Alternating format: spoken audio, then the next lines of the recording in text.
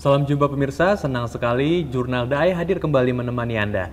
Bersama saya Andrew Pakpahan dalam Jurnal DAE edisi kali ini, kami akan menyajikan liputan khusus tentang menu vegetarian dan juga sajian tempe dan juga tahu yang sehat.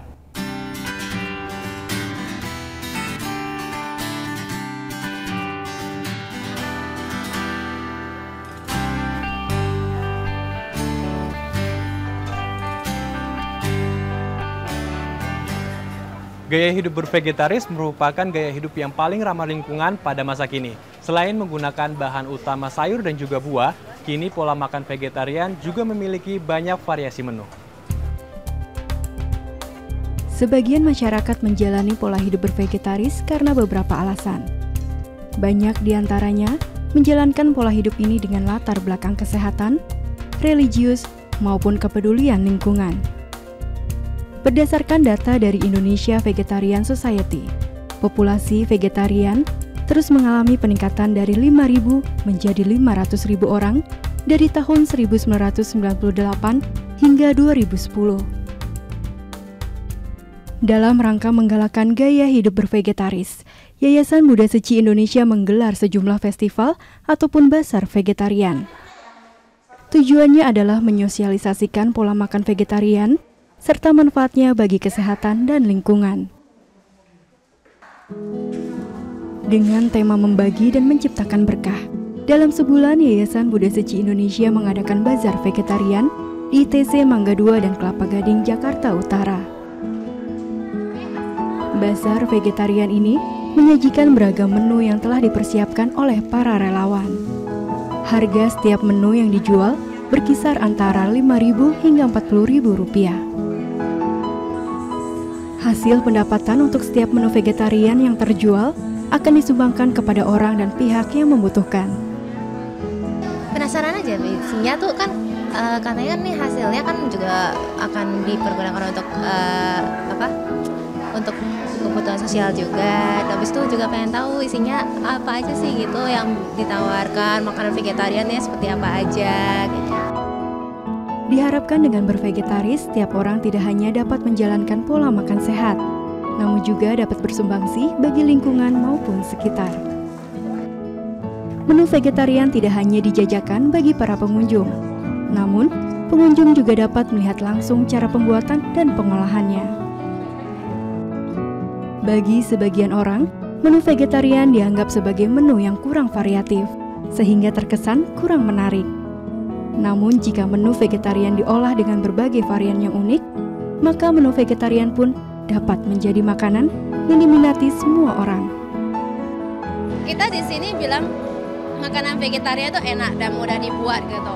Dan makanan di sini juga tidak mengandung bawang, tidak mengandung telur. Nah, itu gimana olahnya? Nah, kita ngajak datang. Nah, karena makanan di sini mayoritas itu diolah oleh relawan sendiri. Pola makan vegetarian telah dikenal sejak tahun 1847. Bervegetarian artinya tidak mengkonsumsi produk hewani. Dengan bervegetarian, setiap orang dapat belajar untuk menanamkan rasa ulas asih pada semua makhluk. Pola makan vegetarian identik dengan pola makan sehat, mulai dari anak-anak, remaja, dewasa, hingga lansia dapat menerapkan pola hidup bervegetarian. Meski produk yang dikonsumsi berbahan dasar nabati, namun asupan nutrisi tidak akan berkurang jika pola makan vegetarian diterapkan dengan benar. Ladang berkah yang diciptakan sendiri dapat bermanfaat bagi diri sendiri. Jika setiap orang menerapkan pola makan vegetarian, maka setiap orang juga dapat merasakan manfaatnya pada diri sendiri. Tetapi tidak hanya itu, bervegetaris juga berarti bersumbangsi bagi alam dan lingkungan.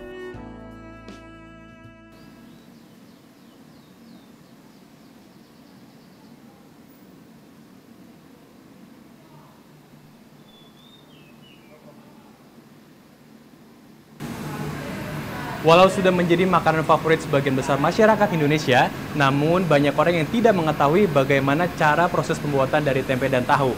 Bahkan ada anggapan bahwa pembuatannya tidak higienis. Benarkah demikian? Mari kita lihat prosesnya.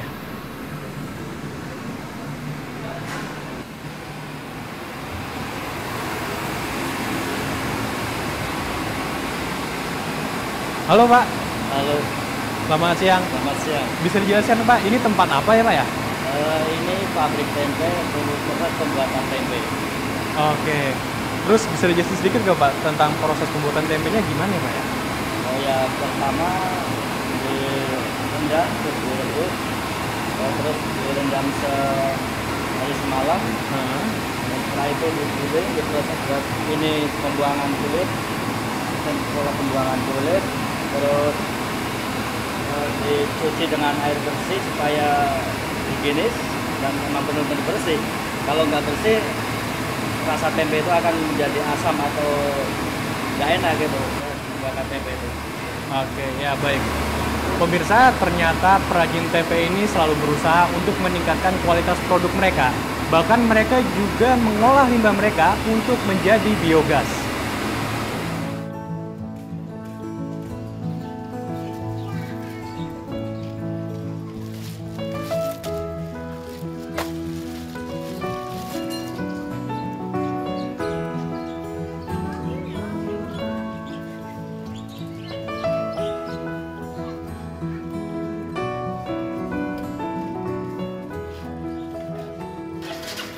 Nilai kebanggaan saya ya banyak sekali, karena kita sudah menjadi pengrajin itu sudah bersyukur karena sudah mempunyai pekerjaan yang menetap gitu. Jadi udah bangga sekali itu. Tempe kalau menurut saya itu sudah merupakan makanan pokok kalau tempe menurut saya itu. Karena apa? Kalau tiada tempe sehari aja udah orang pasti akan mencari tempe gitu. Justru dengan adanya tempe itu orang-orang bisa terbantu kesehatannya karena banyak mengandung protein gitu. Ya tempenya ya gini, istilahnya nggak mengandung apa ya, istilahnya kolesterol. Kalau ini bagus buat kesehatan ya. Kalau masak ikan-ikan kan jarang ada yang cocok, banyakan menu tuh tempe. Yang buat bacem, yang buat tumis, kering itu terutama itu menunya itu tempe. Ya banyak sekali. Kita di samping kita manfaatnya sangat besar sekali karena tempe itu merupakan boleh dikatakan makanan yang sangat boleh sekarang kan boleh dikatakan makanan favorit itu ya. Itu banyak sekali manfaatnya itu. Rasanya kalau bagi saya ya kualitasnya itu tempenya bersih, nggak terasa asam. Kalau digoreng itu bisa warna kuning. Banding tempe-tempe yang lain. Sedangkan yang di warung pun istilahnya makan ikan itu jarang Mbak, semua itu menunya banyakan tempe. Yang kerja pun begitu. Kualitas tempe yang baik itu ya yang jelas yang motonya bagus, bersih itu. Yang bersih, yang tujuannya bersih, istilahnya yang nggak ada kotorannya itu, baru itu kualitas yang baik. Tempe Mas.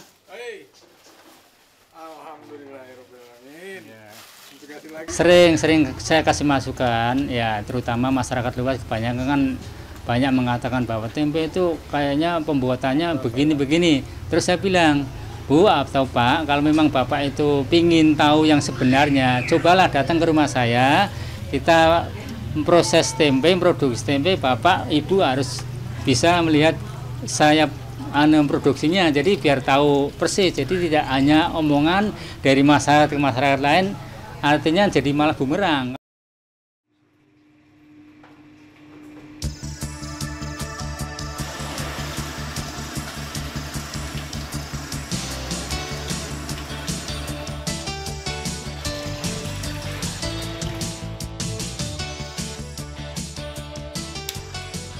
Slamet Sairi telah lebih dari 25 tahun menjadi pengrajin tempe. Ia belajar membuat tempe dari kedua orang tuanya. Kini ia memproduksi tempe sendiri di rumahnya di daerah Kelurahan Ragunan, Kecamatan Pasar Minggu, Jakarta Selatan. Kalau dari proses awalnya kita ya pertama ya kacang direbus dulu. Habis direbus nanti kacang itu diangkat lalu direndam sehari semalam. Terus habis direndam nanti paginya digiling. Habis digiling nanti kita cuci. kita cuci sampai bersih, nanti setelah bersih baru kita ragiin, kita kasih ragi.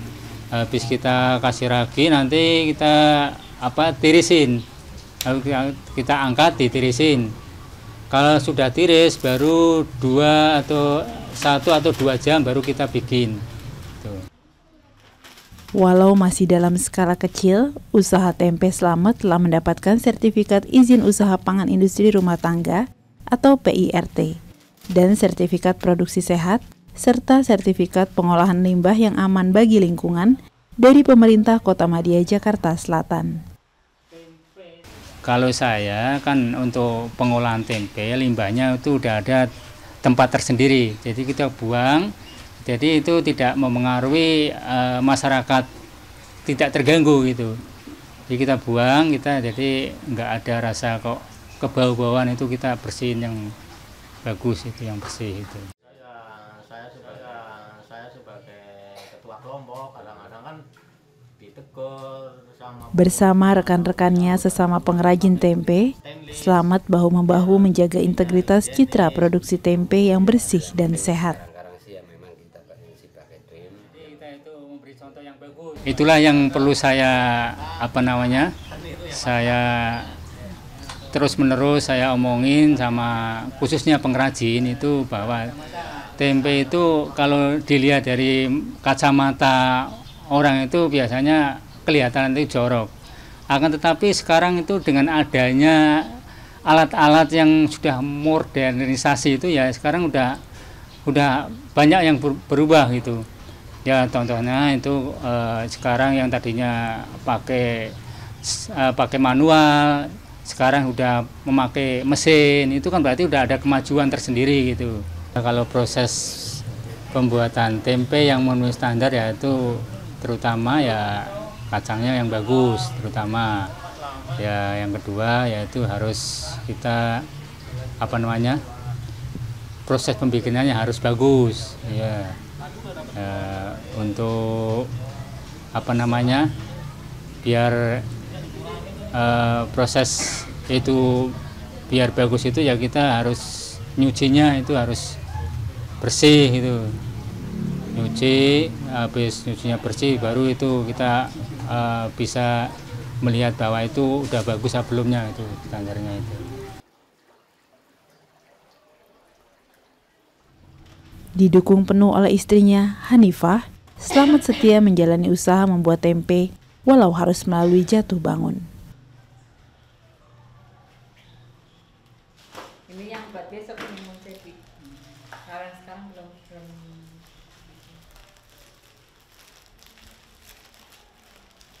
Dari usaha ini, mereka mampu menyekolahkan keempat anak mereka dan tetap memiliki tabungan. Kalau sendiri kan capek.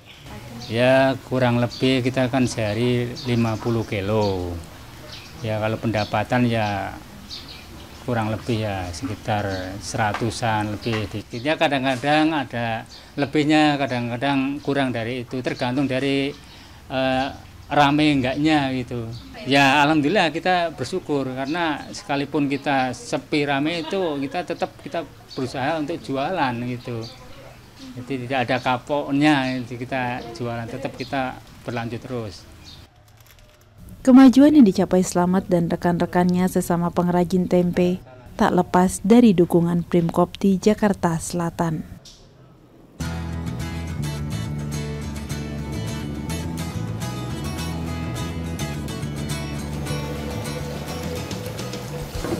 Primer Koperasi Produsen Tempe Tahu Indonesia, tapi karena Prim itu kan tingkatannya kabupaten kota, lalu kalau sekunder itu di atasnya, baik provinsi maupun nasional, maka identitas Prim sebenarnya Kopti aja sebutannya, Koperasi Produsen Tahu Tempe Indonesia. Anggota Kopti di seluruh Jakarta berjumlah 5.000 pengrajin tempe tahu. Sementara untuk anggota Primkopti di Jakarta Selatan saja berjumlah 1.040 pengrajin tempe tahu.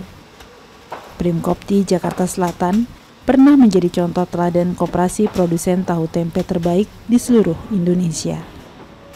Karena tugas Primkopti itu adalah memfasilitasi para anggota. Mereka biasanya kesulitan bahan baku, kita adakan bahan baku.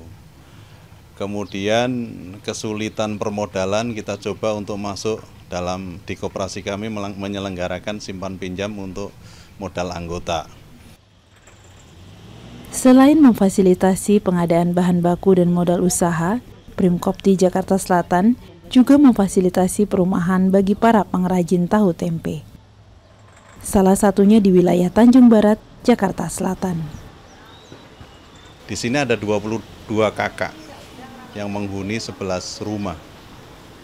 Sekaligus di belakangnya adalah sepanjang 7,5 meter kali 60 meter itu khusus diperuntukkan untuk proses produksi. Ada 4 pengrajin tahu dan 18 pengrajin tempe. Ini 22 kakak ini yang saya berharap jadi representatif bagi 1040 tadi untuk bisa mencontoh apa-apa yang sudah dilakukan oleh 22 pengrajin ini, baik cara produksi maupun semua peralatan yang digunakan. Karena kalau kita melihat dari home-home yang lain, industri-industri lain, mayoritas belum menggunakan alat yang sudah distandarkan untuk produksi makanan. Selain itu, Primkopti juga melakukan pendidikan dan pelatihan bagi para pengrajin demi peningkatan kualitas tempe tahu agar dapat bersaing secara global. Rencananya, karena tidak disadari bahwa 1 Januari itu sudah perdagangan bebas ASEAN. Itu 1 Januari 2015. Makanya kami selaku pengurus berusaha mensosialisasikan itu untuk dapat berubah seperti dari kebiasaan-kebiasaan yang kurang baik cara proses produksi sebelumnya. Nah, karena pasar akan terbuka bukan hanya di Indonesia saja, maka kita akan bisa menjelajah ke negara-negara lain, yaitu ASEAN. Karena berawal dengan memproses produksi itu dengan apa adanya, maka memang sudah kita mulai dengan cara-cara yang benar untuk proses produksi, cara-cara yang benar untuk proses produksi, khususnya tempe dan tahu. Sementara produksi diperhatikan, kebersihan, keamanan, dan kelestarian lingkungan juga dijaga. Karena tempat ini persis bersebelahan dengan Kali Ciliwung, maka para pengrajin memiliki tanggung jawab untuk menjaga kebersihan dan kelestarian air Kali Ciliwung. Melalui pengolahan khusus, air buangan tetap bersih, karena limbah produksi dijadikan biogas. Biogas tersebut dimanfaatkan lagi untuk proses produksi tahu tempe dan bahan bakar di setiap rumah. Pemanfaatan limbah menjadi biogas ini sudah dilakukan sejak tahun 2006. Dulunya memang kita dari Koptinya mencoba untuk membeli tanah di sini, sehingga inilah cocok barangkali karena dekat kali. Yang kedua, limbah sebelum masuk kali, kita ada penampungan limbah yang kita jadikan biogas. Dari hasil limbah ditampung lebih dulu menjadi biogas untuk membantu pemasakan dapur tahu maupun tempe, dan air limbah yang keluar dari ke kali itu sudah bersih. Saya sebagai koordinator sini, tugas saya pertama ngawasin, membantu tugas-tugas pengurus yang jelas. Membantu tugas pengurus, samping itu saya mengawasi teman-teman saya yang di sini untuk bekerja dalam kebersihan, kedisiplinan, dan kerukunan itu. Di sini supaya masyarakat itu tahu bahwa tidak seperti yang mereka katakan kalau tahu jorok, tempe jorok. Sekarang bisa dilihat di sini. Di sini alatnya aja bersih dan sini bersertifikasi, Pak. Kalau bersih kan enak, indah, produknya juga bagus. Kalau ada orang masuk juga, oh ya bersih, enak kan. Kalau powder kan nggak enak juga. Kebanyakan para pengrajin tahu tempe di tempat ini dulunya adalah kuli pabrik tahu tempe atau sebagai tukang antar. Melalui pelatihan yang diberikan Primkopti dan lembaga-lembaga peningkatan sumber daya, mereka dilatih menjadi pengrajin sekaligus pemilik usaha produksi tahu tempe. Pengrajin tempe itu tadinya kuli gitu ya. Setelah jadi kuli ntar bisa produk sendiri, baru bikin sendiri, bisa memasarkan, dipasarkan sendiri.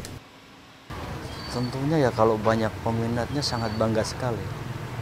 Apalagi katanya kan sekarang sedang dibantu seperti di sini kan sedang dibikin supaya rumah ini menjadi RTI, Rumah Tempe Indonesia, produk itu bisa diakui dan bisa di SNI maksudnya kan seperti itu.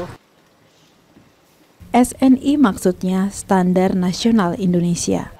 Dengan meningkatkan standar produksi tahu tempe, tentu kualitas dapat terjaga dan ada harapan untuk meningkatkan produktivitas dan kesejahteraan para pengrajin juga. Iya, warga di sini yang kesini kebanyakannya dibawa ke pasar-pasar tradisional. Ya harapannya ya itu aja, ada yang apa? Ada yang bantu masarin istilahnya dari mana gitu. Jadi biar nambah produksi bisa tambah banyak. Proses pembuatan tempe rata-rata membutuhkan waktu 4 hari. Sementara proses pembuatan tahu membutuhkan waktu rata-rata 2 hari. Dengan cara yang bersih, sehat, dan higienitas yang terjaga, kualitas produksi tempe tahu yang dihasilkan akan meningkat. Tempe tahu berperan sangat penting dalam kebutuhan pangan masyarakat Indonesia. Bahkan di Indonesia, kedua bahan makanan ini dapat menjadi andalan utama dalam variasi menu makanan vegetarian.